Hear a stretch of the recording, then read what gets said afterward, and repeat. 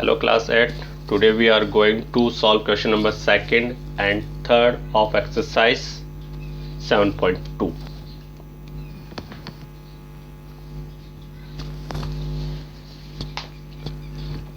Second question is state true or false.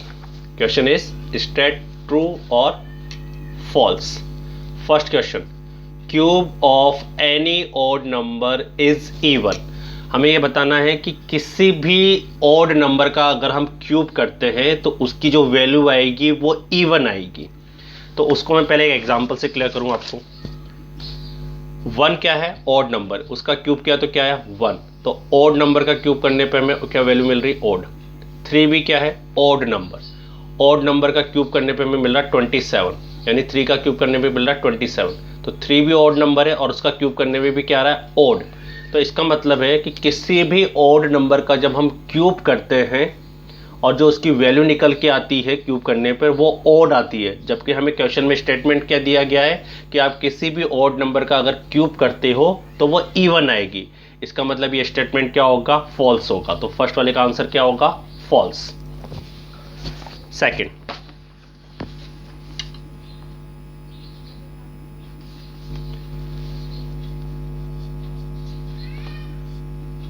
a perfect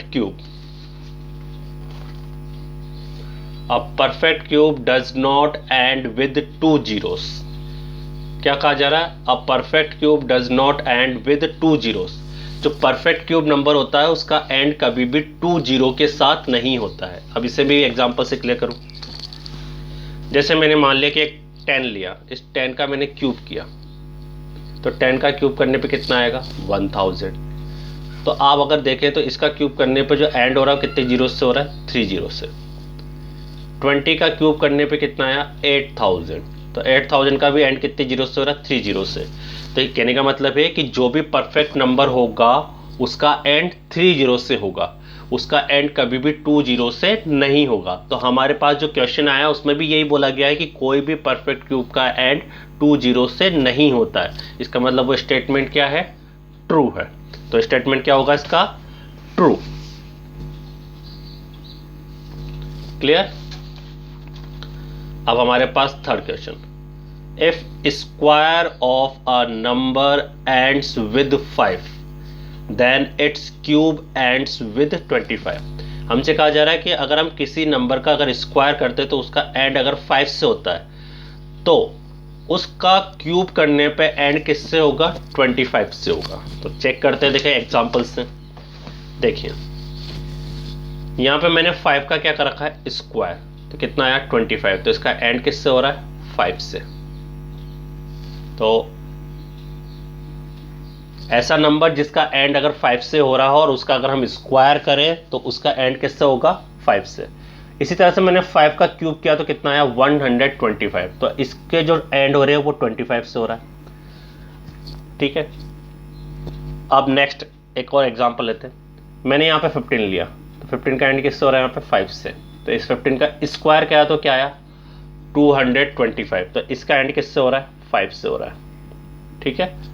तो हम किसी भी नंबर 5 वाले जो भी नंबर ऐसा नंबर ले जिसका एंड 5 से हो रहा हो, यानी जिसका लास्ट डिजिट 5 हो, और अगर उस नंबर का हम स्क्वायर करते हैं तो उसका एंड तो किससे होगा? 5 से.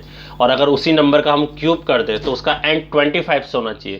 तो मैंने यहाँ पे 15 का क्यूब किया तो 3375 आ रहा है और इसका एंड किससे हो रहा है? यहाँ पे 75 से हो रहा है.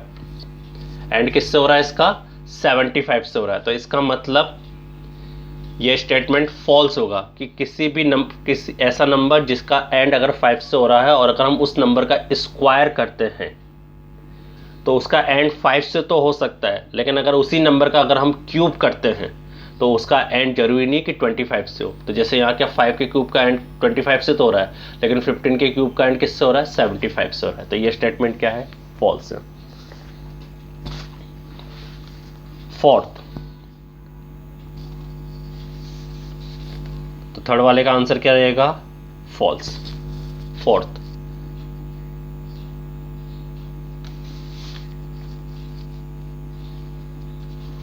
there is no perfect cube which ends with 8. ऐसा कोई भी परफेक्ट क्यूब नंबर नहीं है जिसका एंड 8 से होता हो। हमें ऐसा नंबर सेलेक्ट करना है जिसका क्यूब करे और उसका क्यूब करने पे जो वैल्यू आए उसका एंड किससे हो रहा हो, 8 से हो रहा हो। तो हमसे कहा गया कि ऐसा कोई नंबर नहीं है जिसका ऐसा कोई परफेक्ट क्यूब नंबर नहीं है जिसका एंड किससे होता हो, 8 से होता हो। तो देखें यहाँ पे मैंने 2 का क्यूब किया तो 8 आया, तो इसका एंड किससे हो रहा है, 8 से। इधर मैंने 12 का क्यूब किया तो कितना आया, 1728, इसका एंड भी किससे हो रहा है, 8 से। 22 का क्यूब किया तो कितना आया, इसी तरह से अगर मैंने 22 का क्यूब किया तो इसका आंसर आ रहा है 10,648, इसका एंड भी किससे हो रहा है, 8 से। तो ऐसे हमारे पास बहुत सारे ऐसे परफेक्ट क्यूब नंबर है जिसका एंड किससे होता है, 8 से होता है। तो लेकिन हमें क्वेश्चन में तो ये कहा गया है कि ऐसा कोई परफेक्ट क्यूब नंबर नहीं है जिसका एंड 8 से होता। तो लेकिन हमारे पास ऐसे बहुत सारे नंबर है, ये 8 है, 1728 है, 10,648 है जिनका एंड 8 से होता है, और ये कैसे नंबर है, परफेक्ट क्यूब नंबर है। तो इसका मतलब गिवन स्टेटमेंट क्या है, फॉल्स है। क्लियर? तो फोर्थ वाले का आंसर क्या होगा, फॉल्स। अब आते हैं हम लोग फिफ्थ पे। The cube of a 2 digit number may be a 3 digit number. क्या कहा जा रहा है कि जो 2 डिजिट नंबर होते हैं अगर हम उनका क्यूब करें तो उसकी जो वैल्यू निकल के आएगी वो 3 डिजिट नंबर की फॉर्म में होगी। तो चेक करके देखते हैं। देखें 10 का क्यूब किया तो कितना आया, 1000। काउंट करो, 10 तो 2 डिजिट नंबर है और इसका क्यूब करने पे जो वैल्यू निकल के आ रही है वो आ रही है 1000। तो 1 2 3 4, तो ये कितने डिजिट का नंबर हो गया, 4 डिजिट नंबर का। इसी तरह से 11 2 डिजिट नंबर है, इसका क्यूब करेंगे तो कितना आएगा, 1331, ये भी 4 डिजिट नंबर है। तो 2 डिजिट नंबर का क्यूब करने पे जो वैल्यू निकल के आती है वो हमेशा 4 डिजिट नंबर की निकल के आ रही है, मतलब 3 डिजिट नंबर की तो आएगी नहीं, क्योंकि सबसे स्मॉलेस्ट नंबर कौन सा था, 2 डिजिट का 10 होता है। और 10 का क्यूब करके देखा तो उसकी जो वैल्यू निकल के आई वो कितने डिजिट की निकल के आई, 4 डिजिट की होती है। इसका मतलब 4 डिजिट या उससे ज़्यादा हो सकती है पर 3 डिजिट का नंबर नहीं होगा। तो हमसे क्वेश्चन में क्या कहा गया है कि 2 डिजिट नंबर का अगर हम क्यूब करते हैं तो उसकी जो वैल्यू निकल के आती है वो 3 डिजिट नंबर की आती है, जो कि ये रॉन्ग है। इसका मतलब हमारा स्टेटमेंट क्या है, ये फॉल्स है। तो फिफ्थ वाले का आंसर क्या हो जाएगा यहाँ पे, false. Sixth, the cube of a 2 digit number may have 7 or more digits. अब क्या कहा जा रहा है कि जो 2 डिजिट नंबर है अगर हम उसका क्यूब करते हैं तो वो कितने डिजिट का हो सकता है, 7 या उससे ज्यादा डिजिट का हो सकता है। तो चेक कर लेते हैं। तो ये बताए कि सबसे बड़ा नंबर कौन सा होता है 2 डिजिट का, यानी ग्रेटेस्ट 2 डिजिट नंबर होता है 99। उसका अगर हम क्यूब करें तो क्यूब करने पे वैल्यू क्या निकल के आ रही है, 9,70,299। अब काउंट करो कितने डिजिट का नंबर है, 1 2 3 4 5 6, तो 6 डिजिट नंबर का। तो कहने का मतलब क्या हुआ कि अगर हम 2 डिजिट नंबर का क्यूब करते हैं तो वो 7 डिजिट का नहीं होगा, वो 6 डिजिट तक ही रह जाएगा, उससे कम होगा, उससे ज़्यादा नहीं होगा। तो कहने का मतलब है तो 2 डिजिट नंबर का जब हम क्यूब करते हैं तो वो 4 डिजिट नंबर से लेके 6 डिजिट नंबर के बीच में आता है। क्लियर? तो इसका मतलब जो स्टेटमेंट दे रखा है उसमें कह रखा है कि जो 2 डिजिट नंबर का अगर आप क्यूब करते हो तो वो 7 डिजिट नंबर का होगा, जो कि अभी हमने यहाँ पर चेक करा तो वो 6 डिजिट से ज़्यादा जा ही नहीं रहा। तो इसका मतलब जो गिवन स्टेटमेंट है वो क्या है, यहाँ पे फॉल्स है। क्या है, फॉल्स है। Clear? Last, the cube of a single digit number may be a single digit number. कहने का मतलब क्या है, अगर हम किसी सिंगल डिजिट नंबर का क्यूब करते हैं तो उसका जो वैल्यू है वो भी सिंगल डिजिट हो सकता है।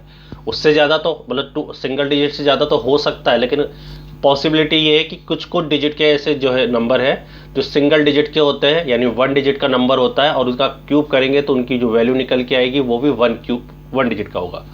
तो देखें 1 का क्यूब करने में क्या आता है, 1। तो 1 एक सिंगल डिजिट नंबर है, उसका क्यूब करा तो जो वैल्यू निकल के आई वो भी 1, तो ये भी सिंगल डिजिट नंबर है।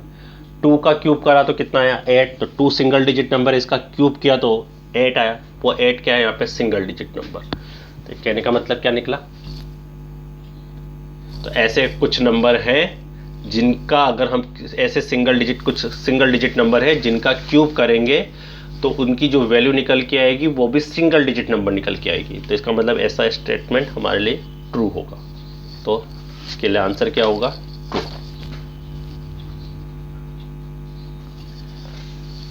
क्लियर?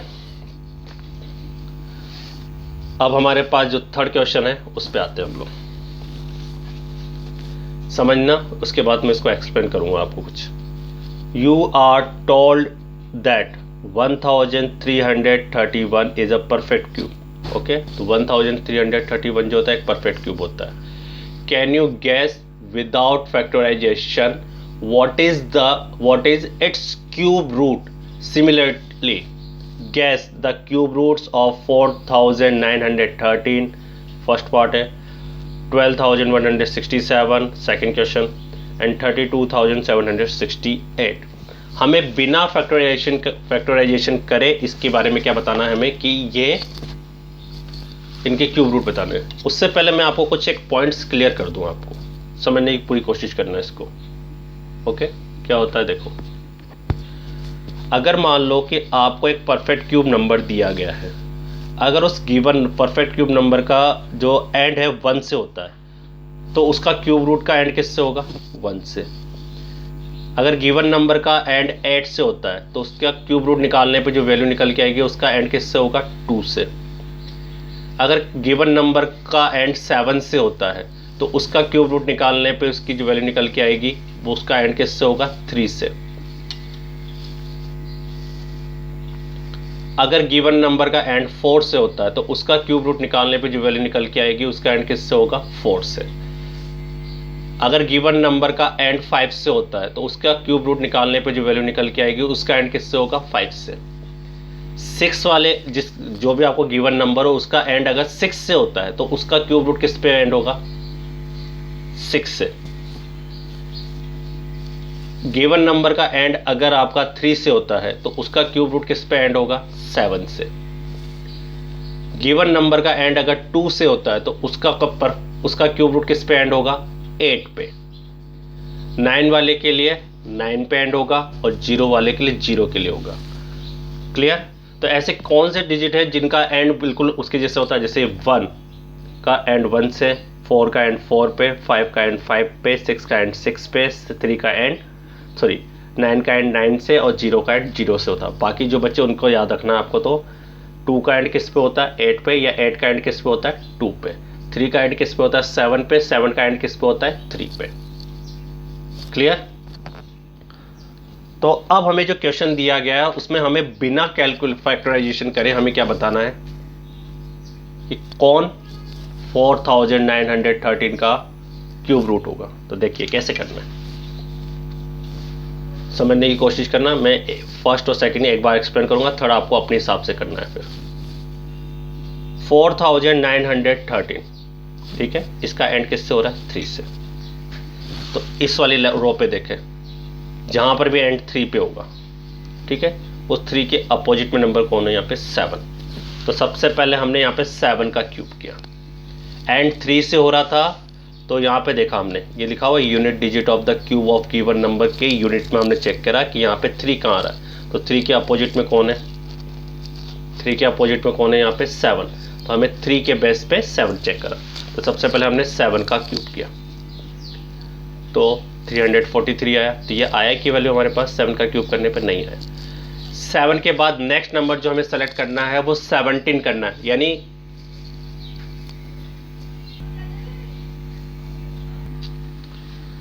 तो 7 के बाद हमने अब 17 का क्यूब करके देखा। तो जब आप 17 को 3 टाइम मल्टीप्लाई करोगे, 17 का क्यूब करोगे तो आपको वैल्यू क्या मिलेगी? यहाँ पे 4913। तो 4913 किसका क्यूब है? 17 का क्यूब है। तो इसका मतलब क्यूब रूट ऑफ 4913 क्या होगा? हमारा आंसर 17। क्लियर? नेक्स्ट, अब हमें 12167 के लिए चेक करना है विदाउट फैक्टराइजेशन। तो देखें यहाँ पे इस नंबर का एंड किस पे हो रहा है? 7 पे। तो यहाँ पर चेक करते हैं, इस नंबर का एंड कहाँ है? 7 पे। तो 7 के लिए कौन सा डिजिट सेलेक्ट करेंगे? 3। तो सबसे पहले हम 3 का क्यूब करेंगे। तो 3 का क्यूब करने पे कितना आया? 127, लेकिन हमारे पास तो वैल्यू क्या आ रही है 12,167। तो 3 पे 10 प्लस करोगे तो कितना हो जाएगा 13। तो 13 का क्यूब करने पे कितना आ रहा है 2197, अभी भी नहीं आया। अब क्या करें, 13 में 10 प्लस कर दो आप, तो कितना हो जाएगा 23। तो 23 का क्यूब करोगे तो कितना आ जाएगा 12,167। तो ये 12,167 किसका क्यूब है 23 का। किसका क्यूब है ये 23 का। तो इसका मतलब क्या हुआ कि 12,167 का क्यूब रूट क्या होगा 23। तो इसी बेस पे आपको 32,768 का भी फाइंड करना है। 32,768 का जो एंड है वो 8 से हो रहा है, तो 8 के लिए क्या चेक करेंगे हम 2। तो पहले 2 का क्यूब करना, फिर 12 का क्यूब करना, फिर 22 का क्यूब करना। जिस भी क्यूब से आपको गिवन नंबर मैच कर जाए वही उसका क्या होगा यहाँ पे क्यूब रूट होगा। तो इस बेस पे आपको अपनी एक्सरसाइज 7.2 का जो क्वेश्चन नंबर सेकंड है उसके लिए ट्रू फॉल्स आपको बुक में ही फिल करना है और क्वेश्चन नंबर थर्ड आपको नोटबुक में कंप्लीट करना है।